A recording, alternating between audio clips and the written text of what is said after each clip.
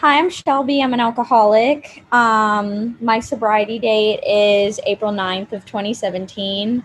I have a sponsor. Her name is Shauna. I have a home group. It's based in DC. And I sponsor others. Thank you for having me at your meeting. And thank you for asking me, Kate. It's an honor always to be of service to AA. And congratulations to everyone that is counting days and that has anniversaries. That's amazing.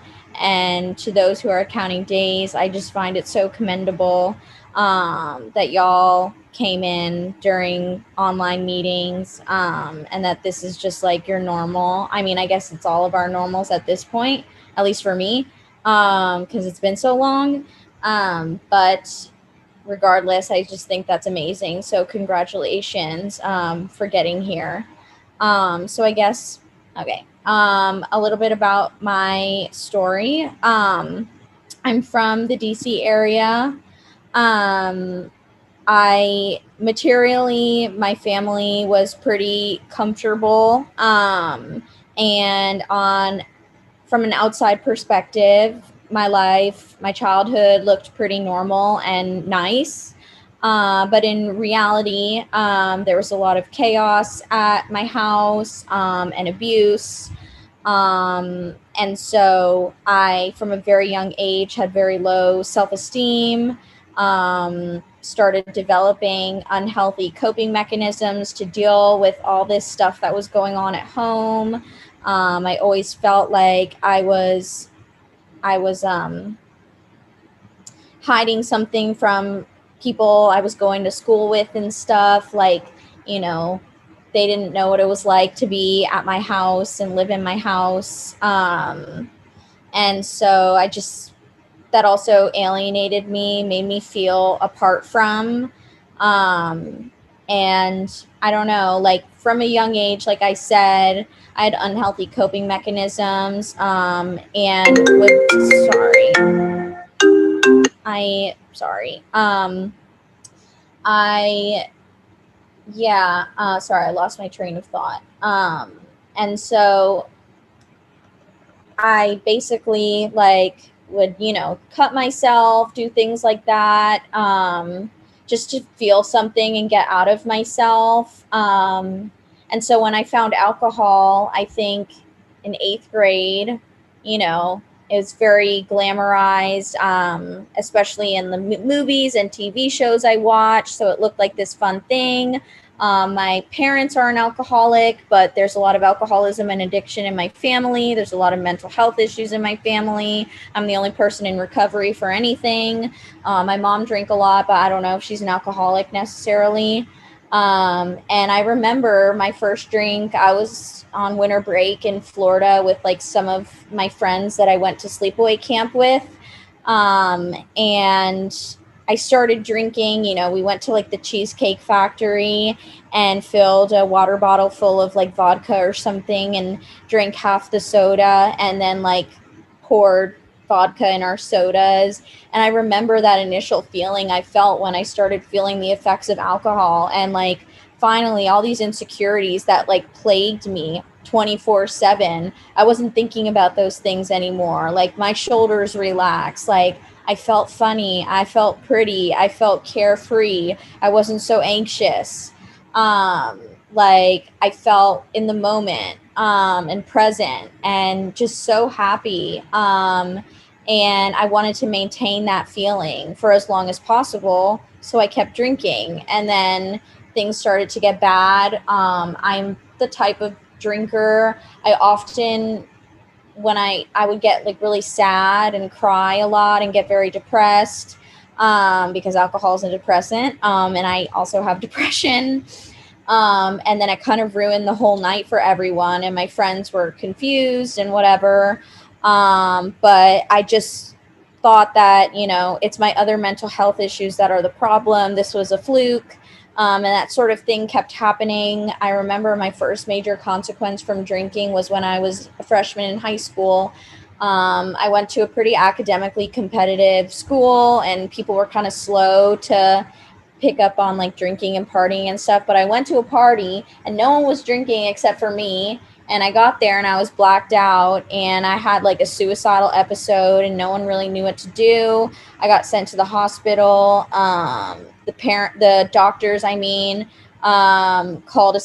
CPS, and my parents got investigated by CPS. Like, I wasn't allowed at school for like a week until I got an evaluation by a psychiatrist saying I was mentally stable enough to be at school. And like that sort of big dramatic thing was very characteristic of my drinking. Like, I always was like causing crisis after crisis and creating all this drama. And I created, I guess, this reputation for myself as like someone that was out of control. And like on the outside, like I wore it like a badge of honor, but in reality, I was so ashamed of that. And I was young, and so it was kind of hard to get my hands on alcohol. So I did a lot of drugs. Drugs are a huge part of my story. It was a lot easier for me to get drugs. I'm a drug addict. I love them. I just can't do them. And that really sped things up. And I would get myself in really dangerous and compromising situations with dangerous people. Like, you know, a lot of traumatic things happened and like violence and stuff like that. I was just really vulnerable to that sort of thing happening due to my addiction and alcoholism and the fact that I was just hanging around like, you know, people that didn't really care about me. I just chose to hang around people that would enable my drinking and drug use. And I got into college. I was going to college in New York City. I was so excited to go there. I loved growing up. I loved the show Gossip Girl, and I really romanticized that show. And if you've seen it, you know, there's a lot of partying and stuff.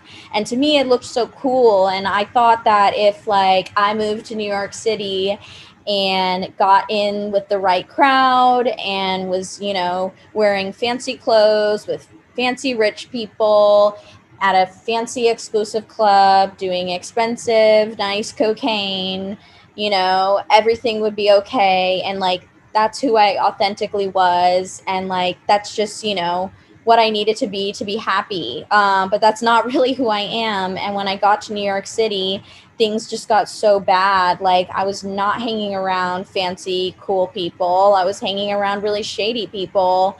You know, I would make friends at school, but then they'd see how I was when I drank. And they didn't want to be around me because I was always causing like drama and crisis and stealing everyone's peace of mind. And I was just so ashamed all the time. And it was just such a toxic cycle. And I don't know, but because I was so young, and drinking and partying is so normalized, especially when you're in college, I just kept justifying it in my head that the drinking isn't the problem. And if I worked out my other outside issues, then I would be able to drink normally. And eventually, like, I didn't really have any friends. I was doing a lot of my drinking and drug use like alone. And I still had some high school friends, and two of them came up to visit me and stayed with me. And I threw this party in my dorm, and I was already had gotten in trouble a bunch of times with the dorm for drinking and stuff. And that night, like, I don't even remember what happened. I was on so many different substances, but I remember like the RAs came and they like called the cops because I had like a large amount of drugs, and I ended up losing my housing because of this situation. And I didn't know what to do. I called my mom and told her I needed to come home to DC immediately. In that moment, I didn't know that what I needed to do is to get sober. But like, I remember like I was staying with like my friend's friend and sleeping on his floor. And I remember like I wouldn't be able to sleep, you know, knowing like I don't know what's going on with me exactly, but I knew that if I kept living this way, that I was going to end up dying. And there was that little part of me that didn't want to die. And just for that moment, I listened to that little part of me that didn't want to die, and asked for help. I told my parents that I was addicted to drugs, because I still didn't want to admit that alcohol was a problem for me. And so I went to outpatient, and from there they introduced me to AA, and I went to a big young people's meeting in DC, and my parents were like still really suspect of me, and like they waited across the street to make sure I was like actually going to an AA meeting. And I remember going there and just how nice everyone was. I don't really remember anything anyone said. I remember I shared something, but I said something really crazy. um and all these people came up to me, and like they were like saying that they related to me, and they seemed so, nice and put together. They were telling me that they would do all these crazy things when they drank too, and it was hard for me to believe because of the person that was standing in front of me. But I felt like a sense of belonging, and no one had wanted to be my friend or showed any interest in getting to know me or anything in like a really long time. And so it felt really good. And so I kept going to meetings. And one of my big character defects is that I'm a people pleaser. But I think in my very early sobriety, that actually served me, because everyone said that, oh, you should get a sponsor. And I wanted everyone to like me. So I listened and I got a sponsor. And I asked this girl who I met on my first night in AA, and she sponsored me for 2 years. And God bless her for like, the first few months of my sobriety. Like, oh my gosh, I felt like a fucking crazy person. I felt like way worse than I did initially, just because my solution was taken away from me, and I like didn't know what to do with myself. Like I had all these feelings that I was stuffing down with the drugs and the alcohol and the destructive behaviors, and now all of a sudden they were coming up, and it was just so overwhelming all the time. So it was like really hard. And at first I was like, is this going to get any better? Like, this is horrible. And I ended up relapsing after like a month in AA, because I still didn't believe that I had a problem with alcohol. And I ended up in the psych ward. And like, thank God that happened, because when I was in the psych ward, I really realized like, I can't drink safely, ever. Like, if a substance alters my mind or my mood, I can't do it, And so in the moment, it was fucking horrible being in the psych ward, but now I can look back and be really grateful. And I remember going through the steps with my sponsor, and like, just how freeing it felt to, do a written first step, and like, really see like, there is something really wrong with my drinking. This has been the problem the whole time. Yes, I have outside issues, but like, I have no chance of getting a handle on those things until I deal with my alcoholism. And I remember doing my first fourth step, and I think that was like, for me, the first time I really started to feel any sort of relief. I was so nervous, to read it to her. I mean, writing it out was really fun, because I have a lot of justified anger, and I wanted to like write out all the reasons why I'm so fucking pissed at everyone. And I thought in my mind that my sponsor was going to be like, oh my God, that's so horrible, Shelby. Like, F that person. Like, all these people like were so awful to you. But like, that's obviously not what happened. And I remember learning so much about myself. It was like a slap in the face, but in the best possible way. Like, I actually became aware of so many of my patterns and how often I had put myself in positions to be hurt. And because I knew that, I could now work on not doing those things again. And I remember that moment of like, I did my fourth step. It took like the whole day. And afterwards, my sponsor told me that she loved me, regardless of all those things that I had on there. And like, I think that was like the first real spiritual experience I had in AA, was doing that fifth step with my sponsor, as difficult as it was. And like, doing amends and stuff has been such a great experience. Like, you know, I thought I would never go back to New York again. And when I had a little bit over a year sober, a close friend of mine in recovery and I went back to New York, and I made amends to someone there that I had really hurt. And I'm not afraid of going back to New York anymore. I'm not afraid of that person anymore. Like, that was the first amends that I did that, like, I really felt like such a weight lifted off of my shoulders. And like, as difficult as amends still is for me, like, I just like hold on to those amends that I've made that have just been so impactful on me and so profound. And know, like, yes, as like, you know, crushing to my pride and ego as making amends is, like, it's so worth it. And like, my sobriety, like, definitely hasn't been perfect. I have lots of other destructive behaviors that don't involve substances. Like, I got in a really bad relationship when I had like 6 months sober, and it took me a really long time to like actually get out of that. And he was using and was pretty abusive and stuff. And I remember, like, you know, I had multiple years sober, and I was just so ashamed to be in AA and, you know, go to meetings and sponsor people and, you know, work the steps and stuff. But like, I'd leave the meeting and like, I had all this other crazy shit going on. But like, the people in AA, like, they were there for me, and like, people have not judged me because of mistakes I've made that aren't necessarily relevant, or maybe they are, but not necessarily related to my alcoholism, but are still destructive nonetheless, and are still me trying to fill that God-sized hole.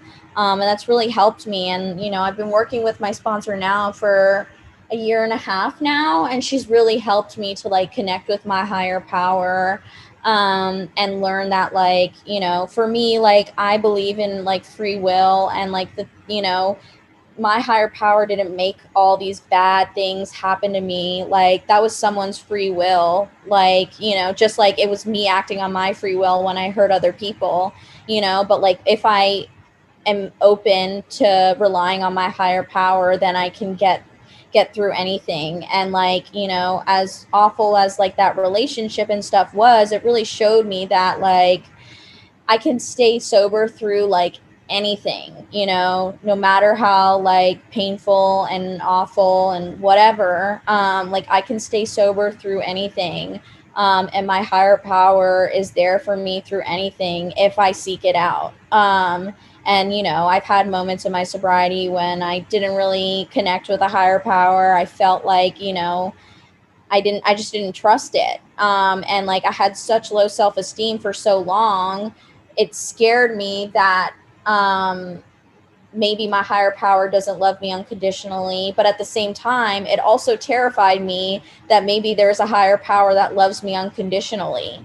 Um, because I am just so adversive to like that sort of love sometimes, because of just how I view myself. But working with my sponsor and stuff, I've really learned like how to like take care of myself and like love myself. And like, that's the way for me to stop acting out on like, you know, character defects and things like that, is like through, you know, using my higher power to show myself like love, whatever that may look like for me. It changes from day to day, like prayer, meditation, whatever sort of meditation I'm feeling, whether it's more of like a silent meditation or a guided meditation, whatever, you know, doing like different self-care activities, like, you know, painting, because I'm really bad at it, but I like to do it. And like taking a bath, like really being intentional about taking care of myself. Like, when I do those sort of things, then I start to like appreciate myself more, and it takes me further away from a drink and further away from other harmful behaviors. And, you know, I am still learning and growing, and I'm sure like there'll be plenty of other things that happen in my sobriety that, you know, will be hard. But I know, you know, from experience that like, I can get through anything. This program has taught me how to get through anything. You know, this program has given me relationships that I wouldn't trade for the world. Like, this life I have was worth the price of admission. And so I will close now. I always like to read this poem when I lead, but oftentimes I forget. It's not an AA conference approved thing. I just like it. Maybe y'all have heard of the Footprints in the Sand poem.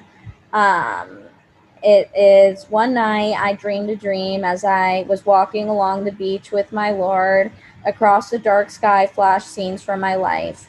For each scene, I noticed 2 steps of footprints in the sand, one belonging to me and one to my Lord.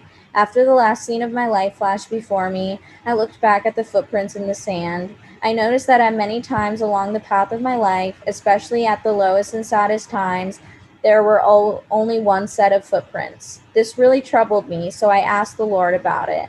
Lord, you said once I decided to follow you, you'd walk with me all the way. But I noticed that during the saddest and most troublesome times of my life, there was only one set of footprints. I don't understand why, and I needed you the most. You would leave me.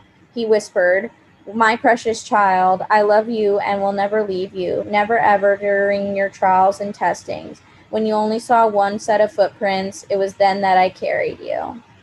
Thanks for letting me share.